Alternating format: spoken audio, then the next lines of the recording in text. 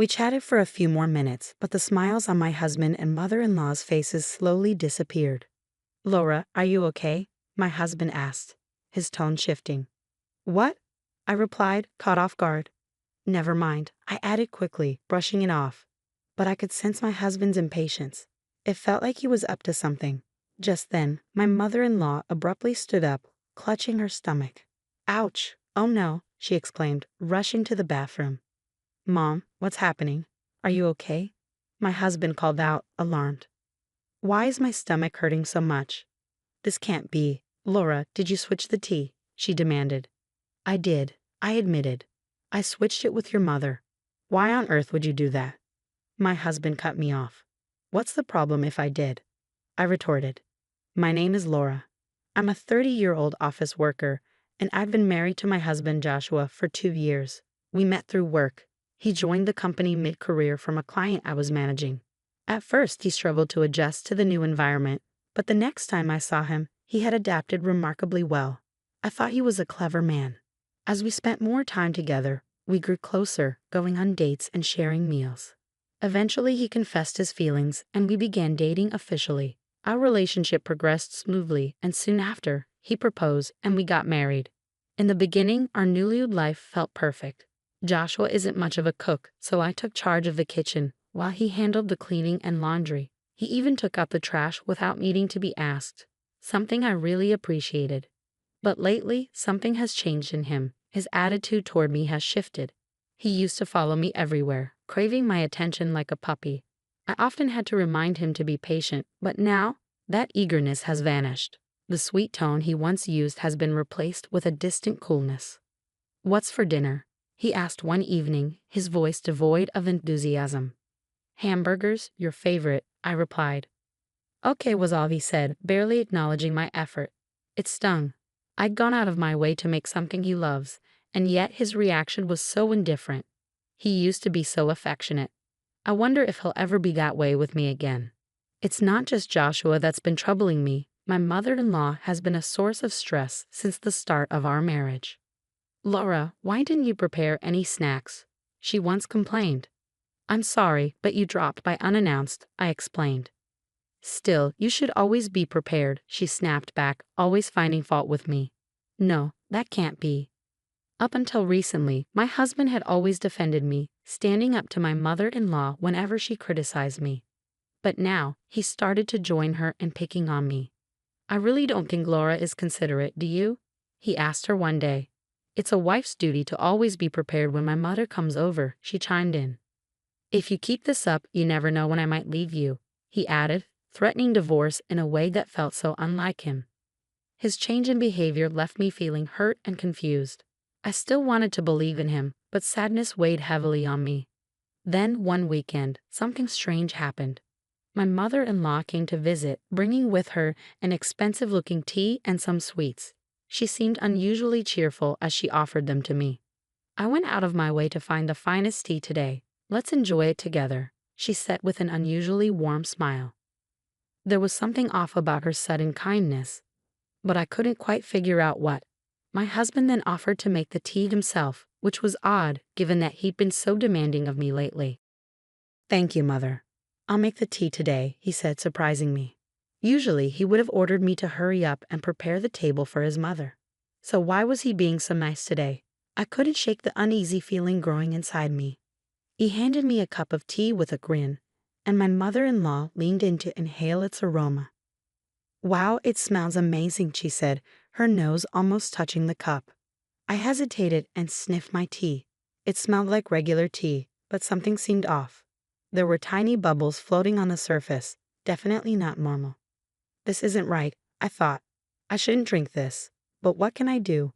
How can I swap this tea without them noticing? Then an idea struck me. "Mother-in-law, your favorite Korean singer was on a music show the other night. I recorded it for you if you'd like to watch." Her eyes lit up. "Oh, really? I'd love to see it. I'll watch it right away." As she reached for the remote control, I turned to my husband. "Didn't you prepare any snacks? You made the tea, but forgot the snacks." He bristled at the suggestion. He hated being told he had overlooked something. "I was just about to do that," he muttered, heading to the kitchen to grab plates and snacks. Seizing the opportunity, I quickly swapped my tea with my mother-in-law's. They returned to the table, none the wiser. "Well, let's enjoy this fine tea, shall we?" my mother-in-law said, lifting her cup. "Yes, it's a special one," my husband added. They both sipped their tea, eyes fixed on me as I cautiously tasted mine. "It definitely has a different flavor," I remarked. My husband and mother-in-law exchanged knowing grins. "I know, right? It's unique," she said, laughing. "Yeah, it's delicious," my husband added, their laughter filling the room. They seemed so pleased with themselves, clearly expecting a reaction from me. I could only think, they must have put something in this tea. But I smiled and said, "Yes, it's very good," before finishing my cup. Their grins remained, but as the minutes passed, their smiles began to wane. "Laura, are you feeling okay?" my husband asked, his tone more urgent now. "What?" I responded, feigning ignorance. "Nothing, never mind," I said, watching his impatience grow. He must have planned something, but then suddenly my mother-in-law shot up from her seat, clutching her stomach. "Ouch! Oh," she cried out, rushing to the bathroom. "Mom, what's wrong? Why is my stomach hurting so much?" "Oh no, no way," my husband stammered, panic creeping into his voice. "Laura, you didn't switch the tea, did you?" "I switched mine with your mother's," I said, watching the color drain from my husband's face. "What? Why would you do that?" he asked, panic evident in his voice. "Why not? Was there something wrong with the tea you served me? Does that mean you put something harmful in it?" He stammered, "No, it's just that." "Tell me the truth, or you won't be able to handle what's happening to your mother right now. This could be serious." Realizing he had no other choice, he confessed, "I put a large amount of powdered laxative in your tea." My eyes widened in shock. "Are you out of your mind? Of course, she have an upset stomach, and in large quantities it could be dangerous, even fatal." His face turned ashen. "Really? Oh no? Call an ambulance." Without hesitation, I dialed emergency services, and soon my mother-in-law was being rushed to the hospital, my husband frantic as he followed her out the door. Once they were gone, I took the tea he had laced with laxatives and carefully poured it into a water bottle. I knew I needed to keep it as evidence. "I'll take this to the police and file a report," I decided.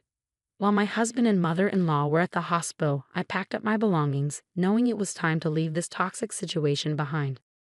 I called my parents and asked them to help me move my belongings. Once everything was packed up, I headed to their house. Shortly after arriving, my phone rang. It was my husband. "My mom's in bad shape," he began, his voice strained. "She has to stay in the hospital for a few days, so I need you to bring her a change of clothes and some other things, okay?" I was stunned by his request. "What? Are you serious? I'm not doing that." "Hey, you can't just refuse. My mom's in trouble. You're my wife. You should at least do that." "I can't do this anymore," I said firmly. "I'm divorcing you." He was silent for a moment before responding, "Divorce? I see. If you're insisting on a divorce, then I guess I have no choice. But since you're the one asking for it, don't expect a share of our property." I couldn't believe what I was hearing. "What are you talking about? This is on you. You're the reason I'm filing for divorce, and I'll take what's rightfully mine." "Don't be ridiculous. You won't get a dime from me. The divorce was your idea. This isn't my fault." His words made my skin crawl. "You're delusional. You tried to force me to drink a cup of laxative tea. How can you possibly think you're not at fault?" I wanted to remind him that I have solid evidence against him, but before I could say anything, he abruptly hung up. "Fine. I thought I have plenty to do, like finding a lawyer. I'll deal with him later." In the days that followed, my husband bombarded me with messages, demanding to know why I'd taken all my belongings and accusing me of abandoning the house. He even complained that the place was falling apart without me to do the chores. "Didn't you say you wanted a divorce?" I texted back. "You'll have to take care of the house on your own once it's finalized." I had so many things I wanted to say to him, but I held back until I had secured a lawyer. Then, not long after my mother-in-law was discharged from a hospital, my husband and his parents showed up at my parents' house. Their expressions were grim. "Divorce is out of the question," my husband announced arrogantly, "but I'll comply if I must. You didn't even visit my mom in the hospital after what happened, and then you just left, taking all your things. How can I stay married to someone like that?" My mother-in-law shot me a nasty look, and it was clear they only told their side of the story to my father-in-law, who seemed to believe them. Laura, my father-in-law began, I think you're being a little selfish. I almost laughed at the irony. My father-in-law was the only sane person in that family, and I knew he would see things differently if he heard the whole story. I took out my phone and played an audio clip for everyone to hear. I had actually planted a large amount of powdered laxative in Laura's tea, my husband's voice confessed. The room fell silent as the gravity of the evidence sank in. My husband and mother-in-law's faces drained of color, their earlier bravado evaporating. How did that conversation come about? My husband stammered, realizing he had unwittingly sealed his own fate. Father, I began, turning to my father-in-law. I felt I was in danger. I quickly switched my tea with my mother-in-law's. Moments later, she started suffering from stomach pains. She has always bullied me, and though Joshua used to defend me, recently, they've been ganging up on me. This time, he crossed the line. My father-in-law's face turned crimson with anger as he glared at my husband and mother-in-law. Joshua, what's going on? Were you really bullying her too? Caught off guard, they both struggled to explain themselves. No, wait, Dad, it was just a joke, my husband stammered. Laura wasn't feeling well, so I thought it'd be funny to mess with her tea. It was just a harmless prank. I wasn't bullying her. And I was just playing around, my mother-in-law chimed in. It wasn't bullying. My father-in-law wasn't buying it. Whether you think it's a joke or not, this kind of behavior is unacceptable. Do you really think you can get away with this? I took a deep breath, knowing I had one more card to play. This explains why Joshua's been so terrible to me, I said, reaching into my bag and pulling out an envelope. I spread its contents, photographs, across the table. My husband's face turned even paler as he recognized the images. Did you think I wouldn't find out? I continued, my voice steady. Your behavior was so suspicious that I hired a private investigator. I didn't want to believe you were having an affair, but the evidence speaks for itself. You were probably hoping to push me into asking for a divorce first, weren't you? My husband was sweating now, visibly shaken. He knew I had him cornered. I reached into my bag once more and produced the divorce papers, placing them in front of him. No matter how foolish you are, you must realize that in this situation you have no advantage. Sign these, and maybe we can avoid making this even messier. He stared at the papers, his hands trembling, as the reality of his situation finally set in. Of course, I'll be seeking alimony, and I expect a fair share of the property. And just so you know, I'll be reporting you for assault for planting the laxative, I said, my voice steady. My husband's eyes widened in panic. The police? Wait, don't you feel any sympathy for Joshua? Sympathy? For what? I retorted. It's not just Joshua who's at fault. You're just as guilty, mother-in-law. He was working with you. Wait a minute. Why should I be arrested? It was Joshua who put the laxative in the tea, she protested. Mom, you were part of the scheme. Don't try to shift the blame entirely onto him. What? You think I helped because you found a new potential husband, she shot back. As my husband and mother-in-law began arguing, neither willing to take responsibility, my father-in-law finally had enough. Enough, he bellowed. You both committed a crime. Take responsibility for your actions, and Joshua, you need to own up to the affair. You're to pay Laura the alimony she deserves, and she will get her share of the property. The force of my father-in-law's anger left my husband and mother-in-law stunned. I was relieved he stepped in because my own father was on the verge of losing his temper as well. Let's handle the rest through the lawyers, I said. Get these divorce papers signed immediately.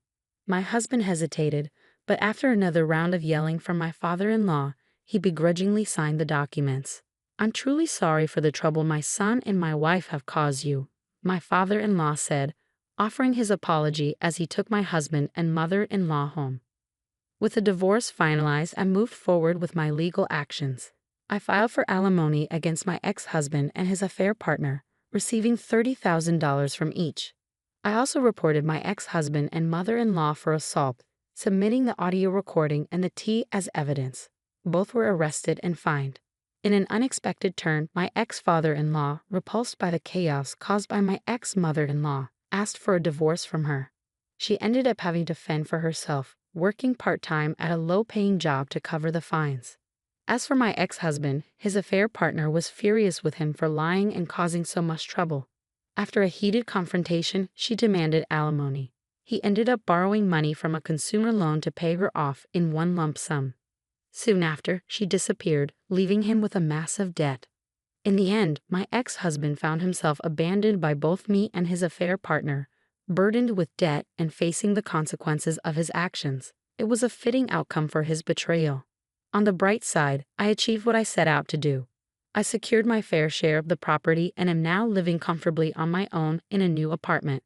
I've been working hard and recently received a well-deserved promotion. To celebrate, I'm planning a trip with friends or perhaps with my parents. It's important to remember that intentionally poisoning someone's tea with laxatives is a serious crime, not a prank. My husband and mother-in-law's actions were far from harmless, and they deserve to face the consequences for their actions. Thankfully, my father-in-law proved to be a decent person who understood my situation, which was a small comfort amidst the chaos. Despite the disaster that unfolded, I'm hopeful for the future. I'm looking forward to finding someone who truly appreciates and respects me. For now, I'm focusing on enjoying my newfound independence and the positive changes in my life.